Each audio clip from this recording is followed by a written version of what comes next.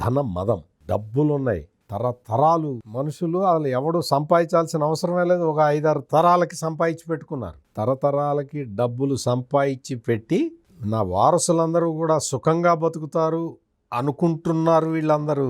ఒక్కటి ఆలోచించుకోవాలి, మీరు డబ్బులు ఏ విధంగా సంపాదించారు అనేది మాకు తెలియకపోవచ్చు, వెంకటేశ్వర స్వామికి తెలుస్తుంది. వెంకటేశ్వర స్వామి వేసే శిక్ష ఎట్లా ఉంటుందో నీకు తెలియకపోతే ఒక్కసారి ధర్మారెడ్డిని అడిగి చూడు. నేను ఇది బాధతో చెప్తున్నా, నేనేదో సంతోషంతో చెప్పట్లే, నేనేదో కోపంతో చెప్పట్లే, నేనేదో వీళ్ళ మీద వ్యతిరేకతతో చెప్పట్లే. ధర్మారెడ్డిని అడిగి చూడు, శిక్ష ఎట్లా ఉంటుందో, వెంకటేశ్వర స్వామి వేసే శిక్ష ఎట్లా ఉంటుందో ఒక్కసారి అడిగి చూడు.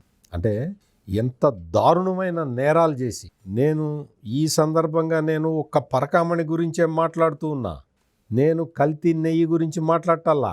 నువ్వు పరకామణి కేసుకు సంబంధించి ఎట్లా ప్రవర్తించారు, న్యాయస్థానం అడిగే వరకు కూడా దిక్కు దివాణం లేదు. పరకామణిలో జరిగిన చోరీకి సంబంధించి